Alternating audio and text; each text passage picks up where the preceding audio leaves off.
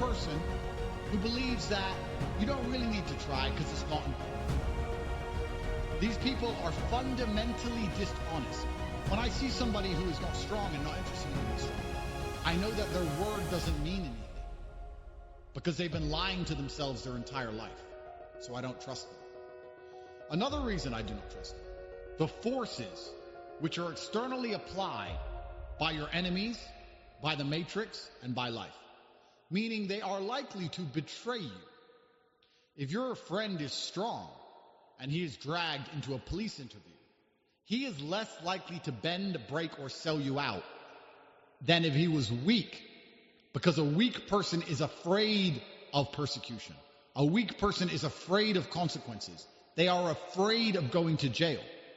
So a weak person is more likely to bend and break in the scenario in which they have to put their own personal liberty on the line to defend you, as opposed to a strong person. A strong person knows they can handle. They understand that being honorable will be rewarded karmically by God, and they can handle the consequences of doing that. If you can't handle the consequences of being honorable, how can you ever be expected to act honorable?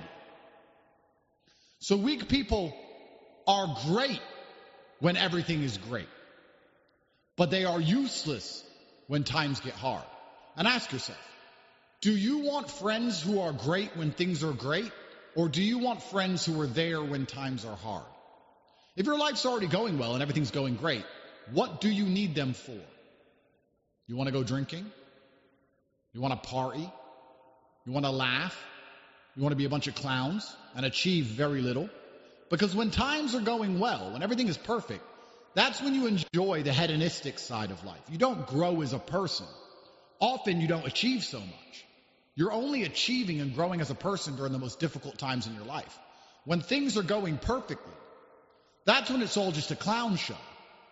Do you want friends who are capable clowns but are completely useless in a war? If you do, then perhaps you are that type of person, because birds of a feather flock together. If you're the kind of person who thinks it's okay to have friends which are only useful during the best times of your life for entertainment and provide no utility during the worst times in your life, then perhaps you are one of those types of people. I believe that my circle should be most useful to me and most loyal to me when the chips are down. When everything's going well, it's private jets, it's champagne, it's pretty girls, it's penthouses, it's Bugattis. That's great. I can do that by myself. When I need help is when I need friends. So I enjoy spending the good times with my friends because I know they would be there in the bad times. And you can't rely on weak people, because even if they have the best of intentions, even if they love you with all of their heart, their love means nothing, because external pressure will make them break. It doesn't matter how much they love you. It doesn't matter what their intention is. It doesn't matter what they promise. It doesn't matter what they say. All that matters is all of that will go out the window once they break, because they are weak. If a weak man says to you, "I got your back 100%, bro," he may mean it when he says it. He will convince you because he is not lying. But he is incapable of resisting pressure. So all of those words go out the window once he breaks. So when a weak person says something to you, you can ignore it. It's worth nothing. Every word that comes out of a weak person's mouth is a lie, because they've spent their entire life lying to themselves, and by extension, they're going to lie to you. Another reason I don't like weak people is they're broadcasting to the world that they lack discipline, because the great thing about strength is that it's actually very easy to achieve. You don't need any fancy program. You don't need any fancy lesson. You need to pick something up and put it down over and over until you project strength. Now, I will teach you how to get stronger inside the real world. We have a fitness campus. There's endless free YouTube videos. If you need more information, it exists. But this I need information, this feigned ignorance, is only an excuse for laziness and cowardice. Truthfully, anybody knows what it takes to get strong. So let's analyze as professionals. If everybody understands what it takes to get strong, and they understand that they are viewed differently for being strong, and that they are viewed in a positive light for being strong, and still refuses to become strong, they are telling you that they lack dedication, they lack the motivation required to do hard things, and that when the going gets tough, they quit. That's what they are saying to you, and you can instantly see it, whether they want to say it or not. That's what they broadcast permanently. It doesn't matter if it's a business discussion. It doesn't matter if it's a fitness discussion. It doesn't matter. When you see a big, strong man, you know he has at least the qualities of dedication. You know he is prepared to push past a certain point where most people would quit. You know he's the kind of person who understands how important it is to be seen in a certain way so they're protective of their reputation, that they're proud of themselves. If I was obese, saying the exact same things I was saying to you, you wouldn't listen. None of you would be on this emergency meeting listening to me if it was word for word the same if I was obese. You are here because you know I understand the tenets of strength, and I understand the tenets of discipline.